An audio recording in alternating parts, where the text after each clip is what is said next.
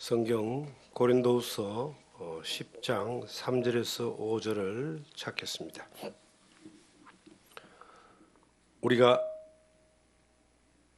육신으로 행하나 육신에 따라 싸우지 아니하노니 우리의 싸우는 무기는 육신에 속한 것이 아니요 오직 어떤 견고한 진도 무너뜨리는 하나님의 능력이라. 모든 이론을 무너뜨리며 하나님 아는 것을 대적하여 높아진 것을 다 무너뜨리고 모든 생각을 사로잡아 그리스도에게 복종하게 하니. 아멘. 고린도후서 10장 3절에서 5절의 말씀을 통해서 우리의 싸우는 무기라는 제목으로 오늘 우리에게 주신 하나님의 은혜를 함께 나누기를 원합니다. 우리가 살아온 일생을 돌이켜보면 편안하다, 정말 행복하게 살았다, 이렇게 말할 수 있는 사람이 그리 많지 않을 겁니다. 우리가 지나온 시간들을 돌이켜볼 때 치열하게 살았다, 참 여러 가지 전쟁터와 같은 그러한 힘든 인생을 살았다, 이렇게 이야기하는 사람은 굉장히 많을 겁니다. 지나온 세월을 돌이켜보면요, 마치 전쟁터에서 날아오는 포탄을 피하고 지뢰밭을 피하고 총알을 피하며 그렇게 앞으로 조금씩 생명을 유지하면서 그렇게 한 걸음 한 걸음 치열하게 살았던 그런 인생들일 겁니다. 우리는 앞으로도 천국 가는 그날까지 이 치열한 전쟁터와 같은 삶을 피해갈 수 없습니다. 치열하게 살았고 또 힘겨운 전쟁 가운데서 살면서 오늘도 우리 이렇게 하나님 앞에 나와서 주의 그늘 아래 딱 피하여 위로받고 힘을 얻고 또 이 치열한 전쟁터에서 승리하는 그러한 비결을, 힘을 공급받기 위해서 이렇게 주님 앞에 나와 있습니다. 여러분과 제가 살아온 인생들을 돌이켜보면 그냥 우연히 지나온 것 같고 어떻게 하다 보니까 여기까지 온 것 같고 수많은 전쟁에서 넘어지고 터져가지고 상처가 남아도 그래서 오늘 이렇게 살고 있는 것에 대해서 그래도 다행이다 이렇게 생각하고 또 하나님 앞에 감사합니다 라고 이렇게 고백할 수 있습니다. 우리가 살면서요, 지나온 세월 가운데 참 많은 일들을 경험하시고 지금까지 왔을 겁니다. 그런데 왜 그랬을까? 왜 그렇게 치열한 전쟁 같은 이 전쟁터에서 지금까지 이렇게 살면서 수많은 고난과 어려움과 위험을 겪으면서 왔을까? 앞으로 또 어떤 싸움들이 우리 앞에 있을까라고 생각해 볼 때 해답이 잘 안 나옵니다. 그런데 성경은 우리에게 해답을 주고 있습니다. 이 모든 전쟁은 영적인 전쟁이다. 우리가 싸우는 모든 전쟁이 육체의 전쟁이 아니라 이것이 영적인 전쟁이라는 겁니다. 영적인 전쟁이라는 것은 하나님과 사탄과의 전쟁이 영적인 전쟁인데 그 영적인 전쟁이 이 땅에서 하나님을 믿는 사람과 믿지 않는 사람과의 그러한 전쟁, 이 세상과 하나님과의 전쟁, 그리고 이 세속적인 그러한 죄악과 거룩함에 대한 전쟁이라는 것을 영적인 전쟁이다 이렇게 말하고 있습니다. 이 영적인 전쟁은 언제까지 이어질 것이냐? 지금까지 힘들게 살아왔는데 지금도 힘든데 언제까지 이것이 갈 것이냐를 생각해 볼 때 우리가 천국 가는 그날까지 이어지게 되어 있습니다. 절대 피할래야 피할 수가 없는 것이 이 영적인 전쟁입니다. 오늘 이 본문의 말씀을 보면은 우리가 육신으로 행하나 육신에 따라 싸우지 아니하노니 4절에 우리의 싸우는 무기는, 여기서 우리의 싸우는 무기란 말은요, 이 싸우는이란 말은 현재 진행형이다는 것입니다. 어느 시대나 예수 그리스도를 믿고 이 땅에 살아가는 모든 사람들이 현재라고 하는 그 시간 속에, 현재 진행되는 시간 속에 영적 전쟁은 쉬지 않는다는 거예요. 마귀는 한순간도 이 전쟁을 휴전하고 있지 않습니다. 하나님도 한순간도 이 전쟁에서 우리를 지키고 보호하고 우리를 통해서 또한 사탄의 진을 파괴하고 사탄에게 속해 있는 사람들을 구원하여 하나님의 자녀로 삼는 그러한 영적 전쟁을 하나님은 한 번도 쉬지 않았습니다.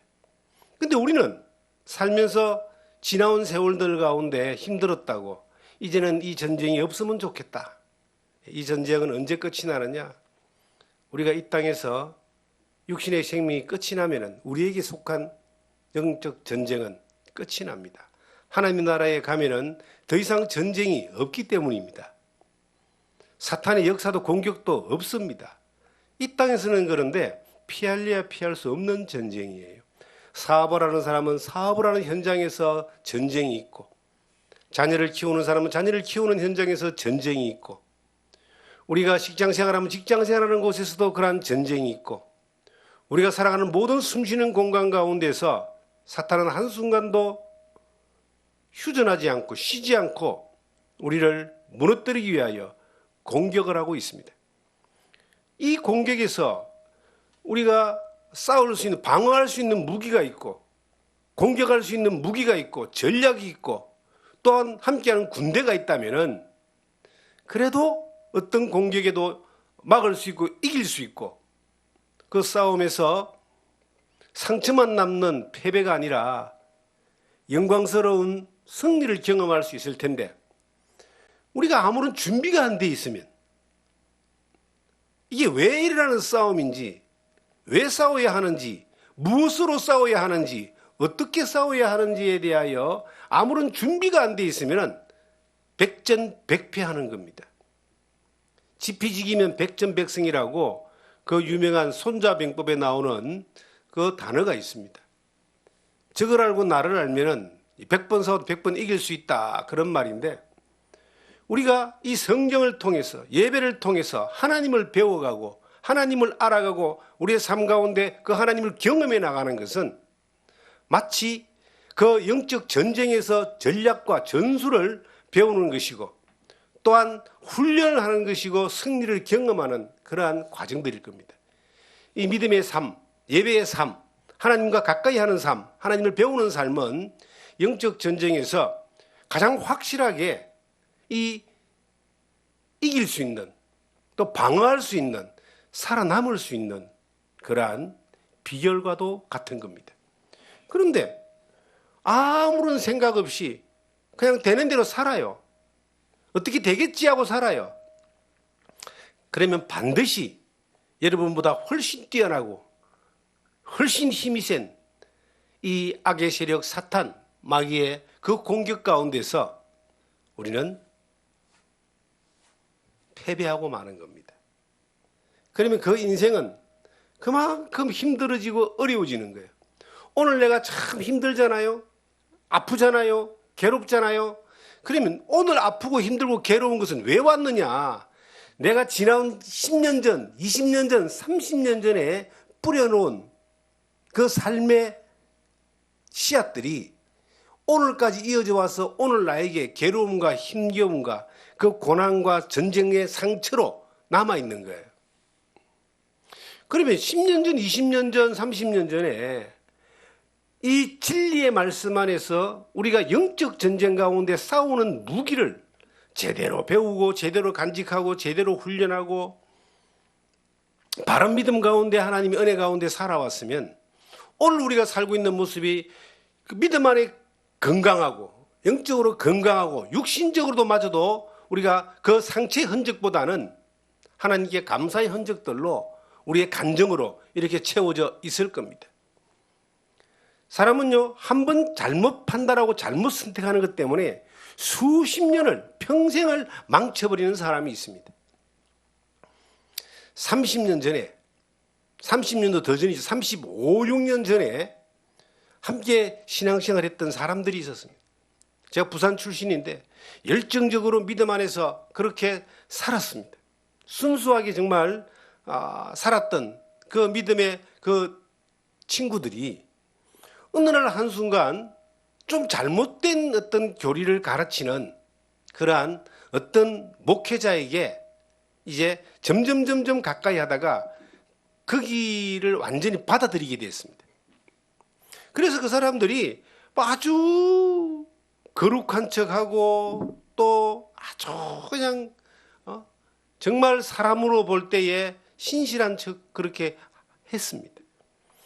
저도 그들과 친하게 지냈기 때문에 그들에게 이야기를 들을 때에 사람이 좋고 목사가 좋고 그리고 그 무리가 좋지만은 한 가지의 가장 결정적인 문제가 있었습니다.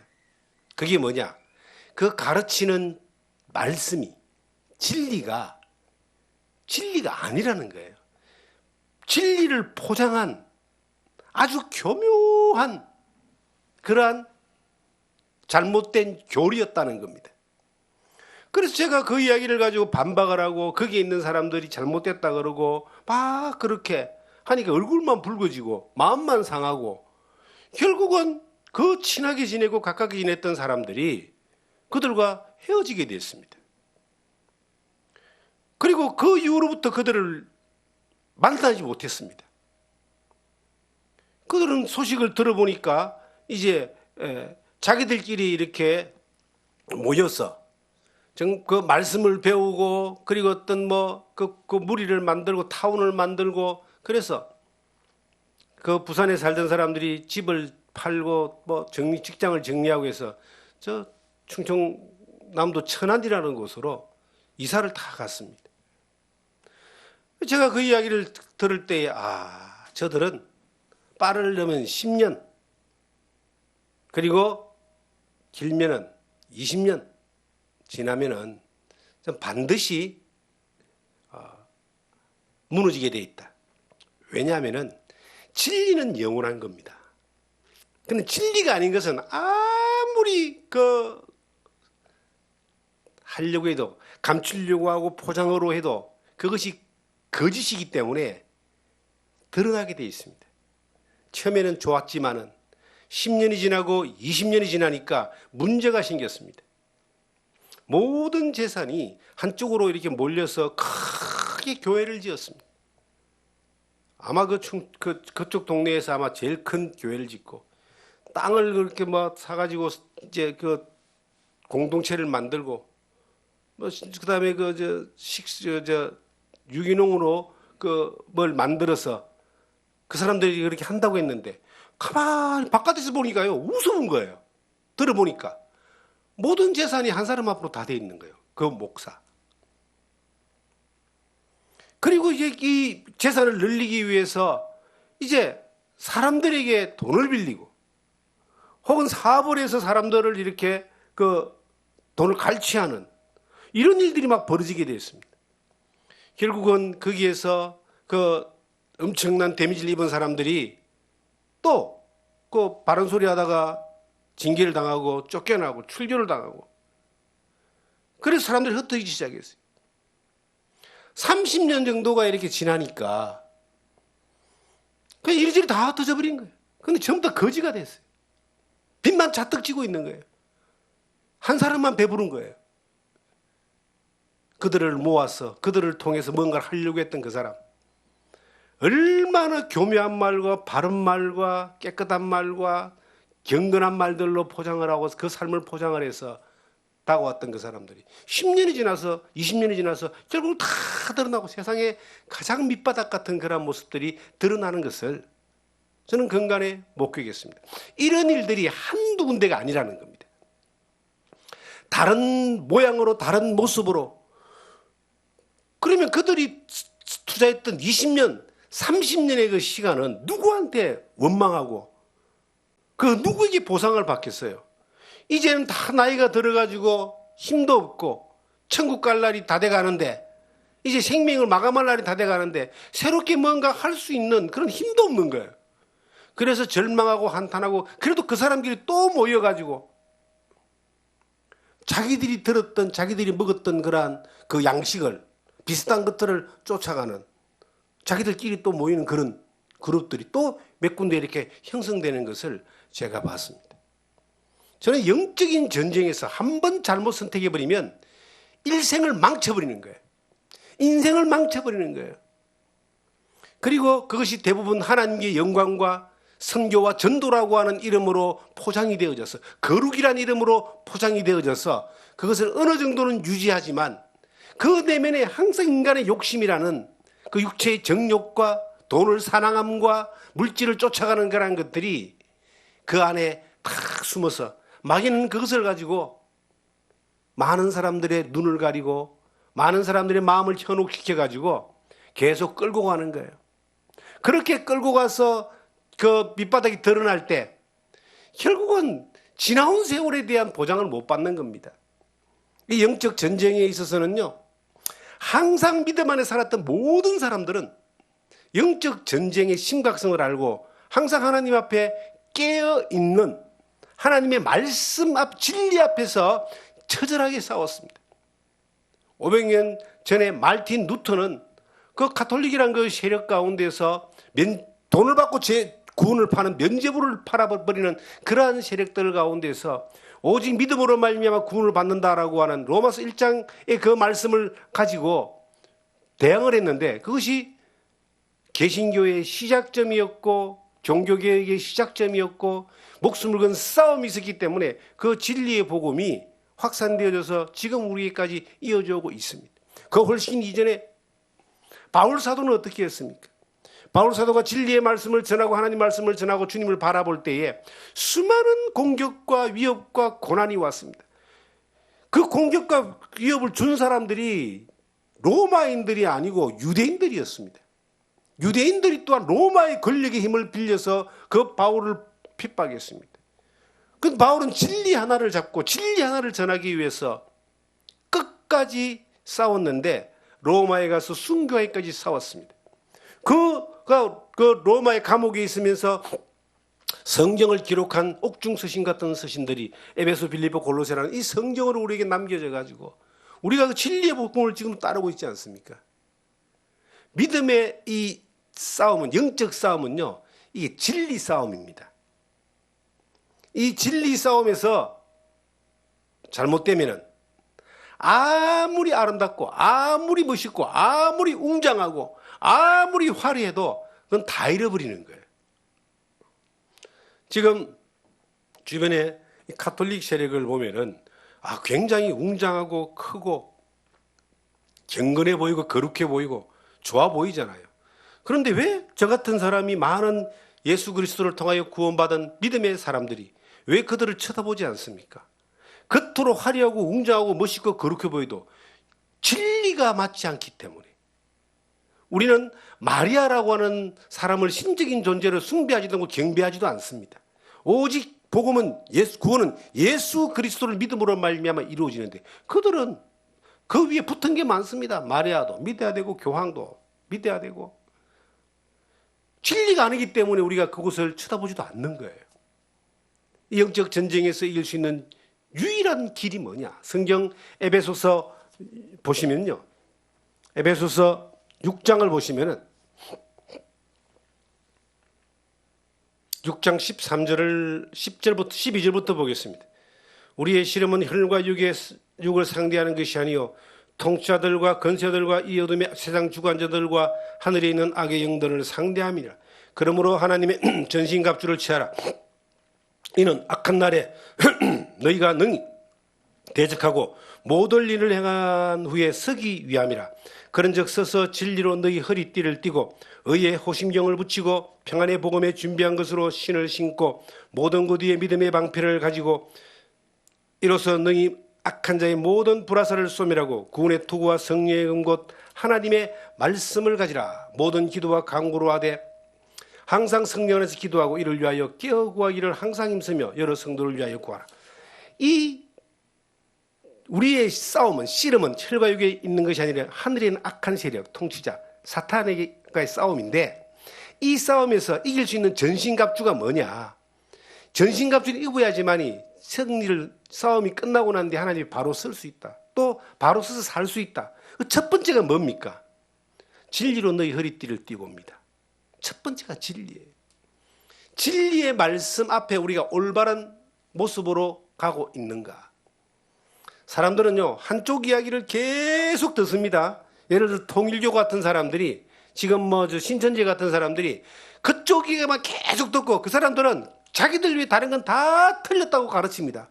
그 안에 있는 사람들은요, 진리가 뭔지도 몰라요. 한쪽 말만 듣기 때문에 성경을 본다 해도 보고 싶은 것만 보게 되는 거예요. 그러니까 진리하고 상관없어요. 그곳에서 무엇을 받았느냐가 중요한 거죠. 이 성경에서 말하는 진리는 성경 말씀 진리입니다. 하나님의 말씀, 하나님의 뜻을 이야기합니다.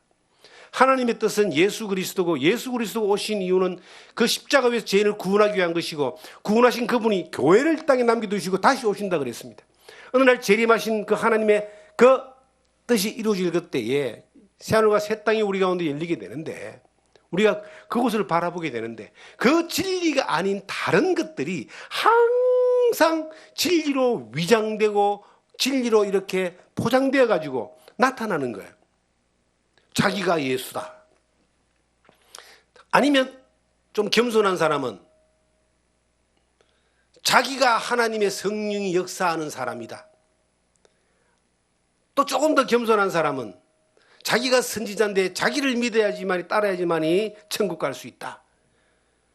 이런 이상 회개한 그러한 가짜들이 우리 주변에 계속 일어나고 있습니다. 그들은 처음에 나올 때는 겸손한 모습으로 나옵니다. 광명의 천사처럼 나옵니다. 세상에 누구와도 비교하지 않을 만큼 그렇게 나옵니다. 포장되지 않고 아주 그냥 순수하게 하나님만을 위해서 사는 것처럼 그렇게 나옵니다. 그런 사람들이 보통 자기는 다른 사람 같지 않지, 하나님을 위해 산다, 나는 월급도 받지 않는다, 나는 이 초가집에서 이렇게 살면서 복음을 전한다, 모든 재산을 다 하나님께 드리고 산다. 그런데 사람들은 마음이 열리는 거예요. 진리가 아닌데, 야, 저 사람 보니까 정말 진리를 따른 진리인 같다라고 생각하고 그렇게 사는 겁니다. 자기는 온 평생과 일생을 다해서 성도들을 위해서, 교회를 위해서, 하나님을 위해서 헌신하고 산다. 그렇게 처음에는 다 나와요. 그런데 10년이 지나고 20년이 지나고 세력이 모이고 돈이 모이고 재산이 모이면은 이 재산들을 전부 다 자기 앞으로 다 가지고 권력을 삼아서 지배하고, 그리고 계속 속이고, 그리고 여러 말로 그냥 그 포장을 해가지고 좋은 집에, 좋은 차에, 좋은 음식에, 좋은 권력을 가지고 사는 겁니다. 저는 그런 사람들을 너무나 많이 봤습니다. 너무나 많이 봤기 때문에 저는 그런 사람들하고 비교도 안 되는 작은 자지만, 그들이 무엇을 놓쳤느냐, 따르는 사람들이 왜 저렇게 따르느냐는 겁니다. 왜 저리 잘못 가느냐는 겁니다. 이유가 하나예요. 진리 앞에 바로 서지 않았기 때문에. 예수 그리스도, 진리가 예수 그리스도입니다. 진리를 알지니 진리가 너를 자유롭게 하리라. 그 진리가 예수 그리스도고 그 진리가 성경 말씀입니다. 내가 주님을 묵상하고 주님을 바라보고 주님을 따르는 것이 아니라 저게 진리다라고 이야기하는 사람들을 따라가니까 엉뚱한 길로 가는 거예요. 이 세상에 이 공중에 건시 잡은 사탄에 매여 있는 사람들에게 속아서 엉뚱한 길로 가는 거예요.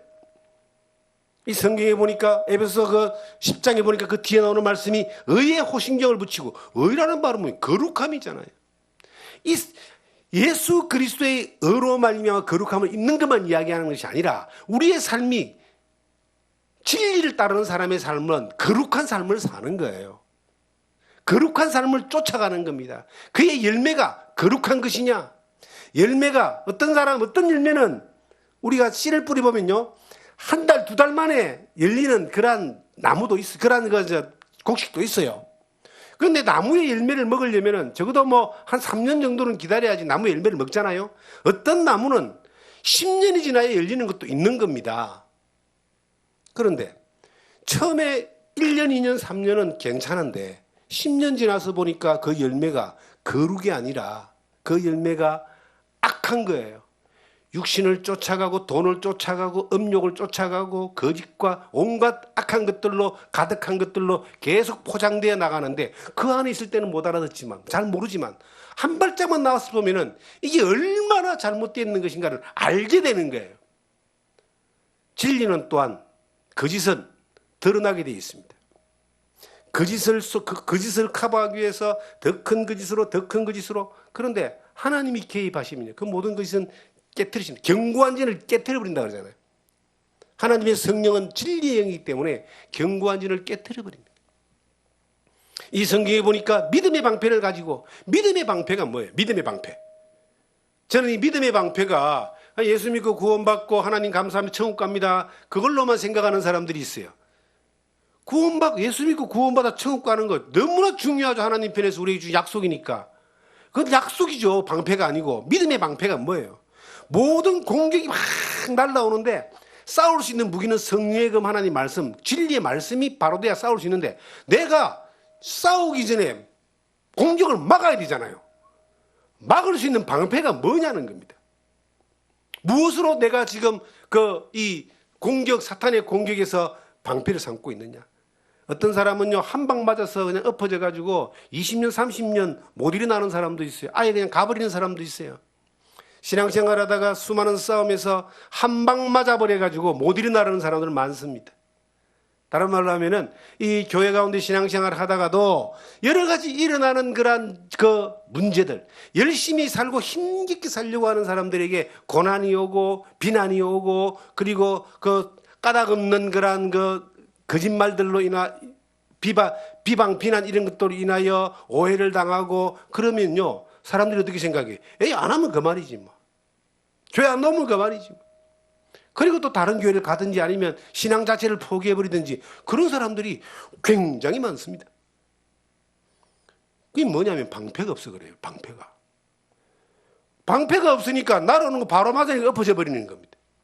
또 우리가 살아가면 진리 안에서 이게 뿌리가 내려진 믿음이 아니고, 사람으로 인하여 믿음이 형성된 사람, 저 사람 보고 또 저 목사 보고 저 어떤 앞에 움직이는 사람 보고 믿음이 형성된 사람이 있어요. 그 사람이, 그런데 그 믿음이 형성된 사람이, 그 사람이 잘못되는 것을 발견하고, 그 사람이 만약에 주저앉고, 그 사람이 범죄를 하고, 그 사람을 인하여 어떤 추악한 것들이 드러났을 때, 이게 이제 어떻게 됩니까? 주저앉아 버리는 거예요. 믿음을 떠나버리는 겁니다. 뭐가 문제예요? 원래부터 그 사람은 믿음이 진리 안에 있지 않고 그 사람에게 있었다는 겁니다. 이게 우리나라에서 일어나는 수많은 믿음이 무너져 내리는 사람들의 그 현상들입니다. 대상은 달라도 그 바라보는 것들이 주님을 바라보고 주님의 진리를 따라서 간 것이 아니고, 그에게 전해준 사람을 따라서 가다 보니까, 그가 바라보는 사람이 주님이 아니고 다른 걸 바라봤기 때문에, 늘 생각하는 것이 주님의 십자가와 은혜와 진리의 말씀을 묵상하는 것이 아니라 사람을 바라보고 사람을 생각했기 때문에 잘못된 길로 가다가 엎어져 버리는 겁니다. 방패가 뭐예요? 방패. 믿음의 방패가 뭐예요? 나를 구원하신 분이 하나님이시다. 하나님은 진리의 말씀으로 나를 교훈하신다. 성령님이 진리의 말씀으로 성령님이 또한 나를 인도하신다. 방패가 뭐예요? 지금도 하나님이 나와 함께 하신다. 이걸 믿어버리면요, 그 하나님의 그 방패는 어떤 공격이 와도 다 이겨버립니다. 그런데 이게 아니야. 그 믿음이 하나님이 나와 함께 하시고 나를 지켜주시고 나를 구원하셨고 하나님이 말씀으로 나를 인도하신다는 그 방패가 아니라, 저 사람이 나를 지켜주고 저 사람이 나를 위로하고 저 사람들이 나에게 그 생명의 양식을 주고 저 사람들이 나를 좋은 곳으로 인도할 것이다 하고 그 사람들을 계속 바라보는 거예요. 그게 어떤 사람이든 물이든 아니면 어떤 단체든 아니면 어떤 건물이든 그것만 자꾸 바라보니까 그게 무너지면 이 사람도 같이 무너져 버려요. 저는 이런 경우들을 너무 많이 봤습니다. 그래서 저는 늘 이런 이야기를 해요. 나를 믿지 마세요. 제가 시내에서 목회할 때 나를 믿지 마라 그러니까 어떤 집사님 내한테 와서 왜 믿지 마라 하냐고, 믿어야지 되지. 왜 나를 믿습니까? 나는 죽을 때까지 목사님 안 떠날 거예요. 그래서 제가 그런 이야기 했습니다. 그런 말 하지 마세요. 우리는 헤어질 수 있습니다. 나는 당신의 믿음의 대상이 아닙니다. 내가 믿는 주님을 같이 바라보고 가자는 것이지 나를 따라오라고 한 번도 이야기해 본 적이 없고, 그렇게 하시면 큰일 납니다. 내가 잘못되면 집사님도 잘못되잖아요. 그렇게 하지 마세요. 근데 그분이 한참 세월이 지나고 난 뒤에 이제 뭐 여러 환경으로 저도 서울도 갔다 오고 다른 곳에서 신앙생활을 하게 됐습니다. 근데 그 뒤에 또 만났습니다. 목사님이 그렇게 이야기한 거 정말로 지금 얼마나 바른 것인가를 이제야 내가 알았다고. 우리가 목회자가 나를 믿으라 한다면요, 그 목회자는 가장 위험한 사람입니다. 나만이 진리가 있다라고, 복음이 있다라고, 믿음이 바르다고 이야기하면서 다른 데가 틀렸다라고 이야기하는 사람은요, 그건 반드시 사기꾼입니다. 내가 바른 길을 갈 수는 있죠. 그럼 내만 바르다고 한다면 그건 사기꾼이에요. 진리만 바른 것이고 주님만 바른 것입니다. 바울이 나를 믿으라고 한 적이 있습니까? 따르라고 했죠. 내가 주님을 따른 것처럼 너희 나를 따르라. 내가 주님을 본받은 것처럼 본받아라 그랬지, 나를 믿으라고 하진 않았습니다. 지금 우리 주변에 엄청난 또 진리 싸움이 벌어지고 있습니다. 성경이, 우리가 보는 성경 자체가 오류가 있다. 그래서 킹 제임스 성경이라고 하는 성경만이 오류가 없는 성경이다 해서 벌써 뭐 한 30년 전부터 그 성경을 가지고 우리가 보는 거는 번역상이 좀 오류가 있으니까 진짜 성경이 뭐다라고 나오는 사람들이 막 한 30년 전부터 있었어요.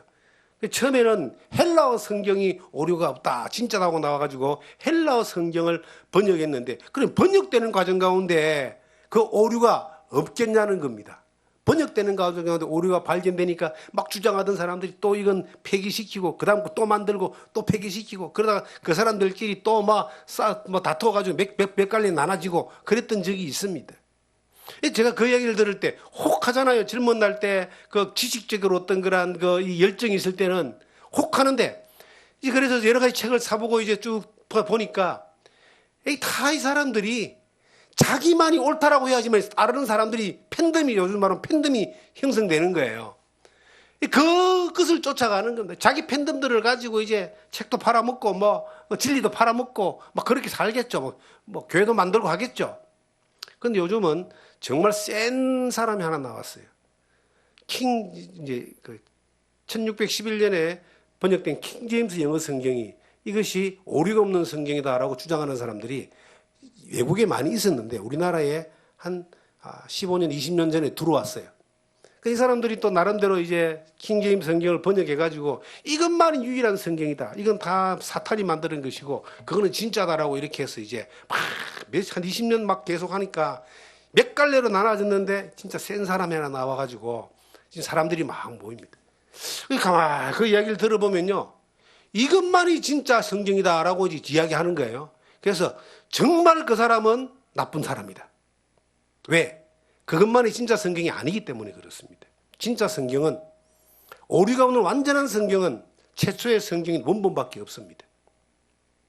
그러면 원본 이후에 사람들이 이것을 받아서 사본으로 옮겨지는 가운데서 몇 가지의 어떤 그런 그 번역사의 오류가 있을 수 있죠. 그리고 그 사본이 옮겨지는 과정 가운데 몇 구절이 빠진 구절이 있어요. 빠진 구절인데 어떻게 빠졌다라고 되어 있는 그것이 어떻게 그것이 완전한 성경이다라고 말할 수 있겠습니까? 그리고 계속 옮겨지면서 킹 제임스 성경도 옮겨지면서 기록된 것이기 때문에 오류가 발견됐고요. 이것이 또 보완되면서 다시 나왔는데 그것도 또 오류가 또 있겠죠.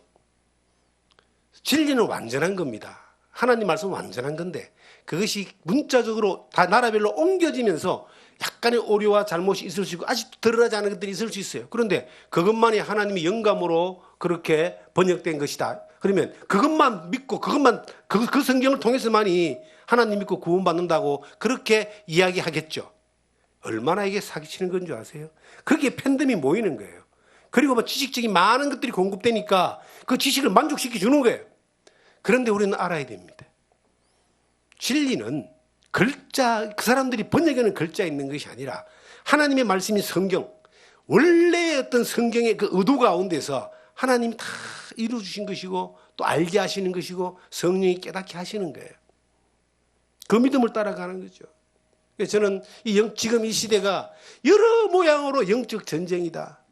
믿음의 방패가 깨져버리면 그 하나님이 나를 구원하셨고 하나님 나를 인도하시고 그 진리가 나를 보호하고 성령이 나를 인도하시면서 지금도 나와 함께 하신다. 내가 주님을 바라보는 거예요. 그 주님을 바라보면은 그것이 정말로 불구덩이 속에서 있다 할지라도 그곳이 영적 전쟁에서 승리의 현장이 되는 것이고, 주님을 바라보지 않고 어떤 사람을 바라보고 어떤 무리를 바라보고 하면 그 무리와 어떤 사람이 엄청난 것들을 이루고 엄청난 놀라운 사람이라 할지라도 그걸 바라보고 묵상하는 순간 이미 진리에서 떠나버리는 거예요. 믿음의 방패가 사라지는 거예요. 영적 전쟁에서 인생을 망치는, 삶을 망치는 지름길이 되는 겁니다. 성경에 보니까 이렇게 성경은 기록하고 있습니다. 히브리서 12장을 보시면은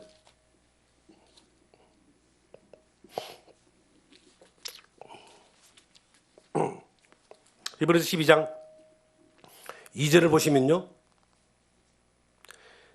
믿음의 주여 또 온전하게 하시는 이인 예수를 바라보자.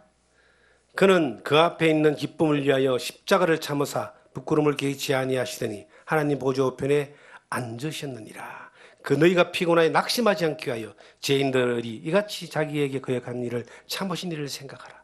예수를 바라보자. 예수를 생각하라. 여러분, 우리의 영적 전쟁에서 가장 확실한 승리의 비결은 하나님이 우리를 지켜주는 거예요. 그게 믿음의 방패입니다. 성령이 우리를 지켜주는 거예요. 믿음의 방패입니다.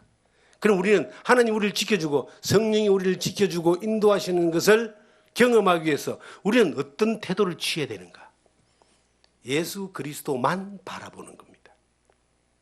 중간에 뭐가 있으면 안 돼요.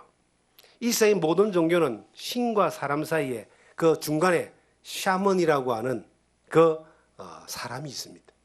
옛날에는 무당이고 지금은 종교인들이죠. 가톨릭은 하나님과 사람 사이에 그 예수님과 사람 사이에 마리아가 있습니다. 중간에 마리아를 끼워놨어요. 그 마리아와 또 사람 사이에 또 그 신부라고 하는 그러한 그 목회자들, 종교인들이 끼워져가 있습니다. 그들이 대신 기도를 듣고 대신 죄를 사해주고, 이 사람들은 또 마리아에 기도하고 마리아는 예수님 기도하고, 이거 굉장히 복잡한 구조인데 인간이 생각할 때는 그게 쉬운 구조예요. 왜? 사람에게 직접 그 어떤 말을 듣기 때문이에요. 그런데 성경은 그것이 아니에요. 하나님과 사람 사이에 중보는 한 분이시니 그 사람이신 예수 그리스도다. 하나님과 사람 사이에, 나 사이에 내가 구원받고 천국 가기 위해서, 죄 용서받기 위해서 예수님밖에 없어요. 하나님과 사람 사이에 내가 예수 잘 믿고 바른 믿음 가운데 사는 데에 하나님과 나 사이에 중간에 뭔가 신부나 목사나 누군가가 있는 것이 아니고 하나님과 나 사이에 예수님만 있으면 돼요. 목사는 뭐 하는 사람이냐? 목사도 예수님을 믿고 따르는 사람인데, 내가 예수님을 믿고 따르고 바라보는 것처럼 당신들도 예수 그리스도를 바라보고 믿고 가게 하는 방향을 제시해 주는 사람이지 중간에서 뭘 해주는 사람이 아니에요. 중간에서 그 사람을 위해서 목사가 기도할 수는 있어요. 중보의 기도를 할 수 있습니다. 그러나 그 사람의 영혼의 문제를 해결해 줄 수 있는 데는 아무런 역할도 못 해요. 예수님만 하는 거예요. 그래서 예수님을 바라보게 하는 것이 목회자고, 성도들은 그러면은 어떻게 하면 영적 전쟁에서 실패하지 않고 잘못되지 않고 인생을 허비하지 않고, 정말 인생이 얼마나 빨리 지나갑니까? 훅 돌아보니까 60이고 돌아보니 70이고 80대일 거예요. 저는 제가 이 한갑 넘어까지 살 줄은 생각도 못 했어요. 20대, 30대, 40대까지도. 그런데 어느 날 돌아보니까 벌써 60이 넘었어요. 금방 지나가는 거예요. 이 짧은 인생 가운데, 금방 지나가는 세상 가운데, 세상 가운데서 세상을 바라보고 이 나를 쳐다보면서 내 어떤 육신의 것들을 채워나가고 내 것들을 갖다가 만들어 나가고 어느 날 주님 앞에 섰을 때 후회할 거 아니에요. 이 짧은 인생 가운데 이 전쟁터에서, 영적 전쟁터에서 승리하는 삶을 살아야 되는데, 승리하는 삶을 사는 비결이 뭐냐는 겁니다. 예수 그리스도를 바라보는 거예요. 예수 그리스도를 생각하는 거예요. 다 생각한다는 말은 묵상한다는 뜻입니다. 묵상이 뭐예요? 어떤 사람은요, 어떤 일을 하게 되면 그것만 생각하잖아요. 어려운 일은 어렵다고 늘 그거 생각하고, 좋은 일은 좋은 일이라고 늘 그거 생각하고, 그게 묵상하는 거예요, 생각하는 게. 그런데 우리는 뭘 생각해야 되느냐? 뭘 묵상해야 되느냐? 주님만 묵상하는 거예요. 하나님 말씀만 묵상하는 거예요. 예수님만 바라보는 거예요. 그러면 이것이 믿음의 방패가 됩니다. 그런데 예수님만 바라보지 않고 주님을 생각하지 않고요, 주님을 묵상하지 않고 어떤 사람을 묵상하는 거예요. 자기에게 영향을 주고 자기가 정말 위대하고 생각했던 유명한 사람, 그 사람을 자꾸 생각하고 그 사람 말을 자꾸 들으려고 그래요. 그 사람 잘못되면 자기도 잘못되어 버립니다. 자기가 지금까지 평생을 투자해서 헌신해서 만들어 놓은 큰 교회가 있다고 봅시다. 어디에 내놔도 정말 부끄러울 것이 없을 만큼의 웅장하고 화려하고 멋있고 많은 일들하고 돈도 많고 유명한 사람도 많고 훌륭한 사람도 많은 그곳이 있다고 봅시다. 늘 그것만 묵상해요. 거기 들은 말만 묵상해요. 거기 들은 말을 묵상하는 것이, 그것만 묵상하는 것이, 자기는 그것이 주님의 뜻이고 하나님을 따르는 걸로 생각하기 천만의 말씀입니다. 주님을 묵상하지 않는 거예요. 주님을 생각하지 않는 거예요. 주님을 바라보지 않는 거예요. 그런데 그것이 자기가 평소에 묵상했던 그것이 무너져 버리면 자기 인생이 무너지는 것 같아. 지나온 시간이 완전히 허비되는 것 같아요. 그럼에도 불구하고 그것마저라도 허비된 지금 바로 발견하고 주님을 바라보고 간다면 지금부터라도 승리하는 삶, 이 영적 전쟁에서 패배하는 삶이 아니라, 마귀에게 짓밟히고 희롱당하는 삶이 아니라 주님을 바라보며 주님의 인도를 받으며 광야에 살아도 주님 앞에서 인도를 받는 기쁨의 삶을 살 수 있습니다. 예수님 오실 당시에 모든 사람이 왕궁을 바라보고 살았지만은 예수님 오실 당시에 광야에서 외치는 한 사람이 있었어요. 세례 요한. 그는 광야에서 외치는 그곳이 주의 길을 예비하는 길이라고 그렇게 외쳤습니다. 그 세례 요한을 예수님이 가장 크게 칭찬해요. 여자에서 난 사람 중에 이보다 더 큰 사람이 없다 그랬어요. 우리가 비록 내가 주님을 바라보고 주님을 생각하고 주님을 묵상하는 것 때문에 광야로 나간다 할지라도 주님을 바라보는 그 길을 선택해야 됩니다. 그래야지만이 우리의 인생에 이 금방 지나가는 이 생활 가운데, 이 인생 가운데 후회하지 않는 삶이 됩니다. 바울 사도는 믿음의 싸움 가운데 마지막 걸음을 다 걸어가고 한마디를 외쳤습니다. 우리가 너무나 잘 아는 말씀 디모데후서 4장을 보시면요, 자, 디모데후서 4장을 보시면 이런 말씀이 있습니다. 4장 7절에